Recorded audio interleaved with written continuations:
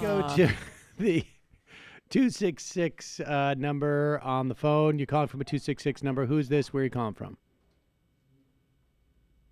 Hello? Hello? Is this me? Sorry. Yes, it is you. I take it you are Hello, calling yeah. from abroad. I am Sam. Yeah, sorry. I've been trying to get through for a few days on the Skype. I may want to call up to wish you guys a Happy New Year and all that. But also... well, I'm sorry. Give us your name and where are you calling from? Sounds like I'm Greg. I'm from... New Jersey accent. I'm Greg. I'm from the UK, but I'm living in Berlin at the moment. Okay. Greg, welcome to the program. Happy New Year to you. Yeah, thank you. I mainly wanted to call up just to say that from an abroad perspective, you guys have been really useful for me, kind of articulating a lot of my thoughts, and even in a European context. And I've got a younger brother who has just started university doing his media, and he had a friend who he was really worried about, who was falling in with a bunch of Jordan Peterson, Sam Harris type YouTube videos down that rabbit hole. Oy. And he didn't quite know what to do with it. So I sort of said to him, you should check out this guy, Sam Seder, the libertarian videos, all that kind of stuff. And I saw him over the Christmas period, and he said, oh yeah, you know my mate? I said, yeah. And he goes, he's completely off that train, because pretty much I think there's a really strange thing that happens with a lot of those guys where, I mean, we know this about Harris and Peterson and all those guys. They invite each other all onto their own programs in this kind of like little echo chamber. So anyone who kind of like lives in that ecosystem on YouTube just sees these guys hanging out with each other and telling each other how intelligent and how great they are. And I think, like, obviously debate and discussion and stuff like that is a really important thing, but I don't think it can be understated the value of, I think the thing was just seeing this guy watching videos and seeing you guys just laughing at him and ridiculing them. And just be, like, I don't think he was used to seeing that. And then literally, yeah, my brother was just like, yeah, he was just calling up. They've been sharing videos, all that kind of stuff from you We're guys. very able to do that. I mean, it is. Absolutely. I don't know that I've quite. I mean, I think that's an excellent point. The amount of validation that comes when you see all these guys just sort of keep going on their own shows with each other and nodding their head in agreement. I mean, I think, look.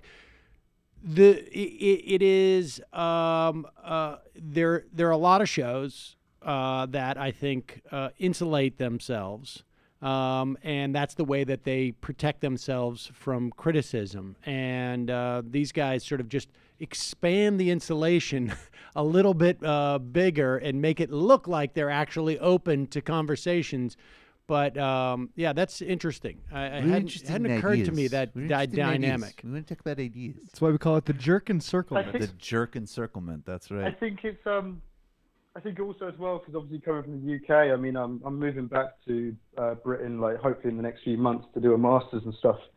I think there's so many parallels between what's happened in the US post 2016 election and what we've experienced in the UK with Brexit. And I did an interview with a guy who wrote a book for Zero Books, Brian Culkin, called The Meaning of Trump, and he writes a lot about how sort of, neoliberalism has sort of brought along this collapse and stuff. And same as you've seen in the US, I think a lot of left-leaning people are kind of like just floating. They're very, they don't know what's happening. And that idea still of civility and debate and things like that, obviously they're useful things, but also the idea that, the fight has gotten beyond a point where you can just focus on civility and stuff. Sometimes it can be effective to dunk on people.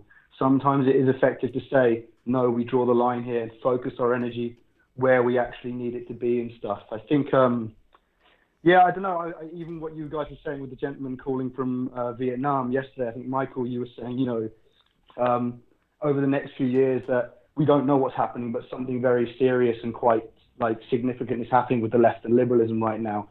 And we kind of need to be ready to have the next step forward from that, as opposed to continuing to try and fight these battles on the rules of a game that clearly have changed by this point. That's right. Yeah, and I think I'm still waiting for someone to either to point my attention to, or for someone out there to write more in-depth perspective on this stuff from a generational standpoint. Because, look, the baby boom, obviously, it was a post-war phenomena. And I imagine, and I don't know this, but I imagine you had a similar dynamic in the UK, right? I mean, people come home from the war, and then you get this sort of burst of new families.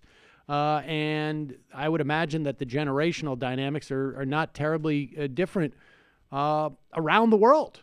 I mean, because it's all a function of the of World War II. But Just one other quick plug on a related note. I'm glad that your brother's friend is already done. But Ben Burgess has really good videos for Zero Books where he actually, more so than us, he's a logic professor. So he's actually using excuse us. Very much so. He had a great debate with some Jordan Peterson cultist, and what was great was they were debating the viability of worker cooperatives, because these guys always are like, logically, the best person needs to make the decision for a business to succeed. I think that's pretty basic.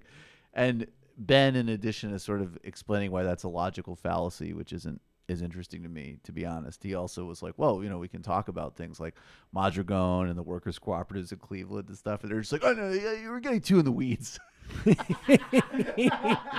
I think we got to get back to first principles here. Exactly. Ideas, not. We got to I get really back to think ideas. anybody who says the words first principles, I think generally is immediately suspect. No, Yeah.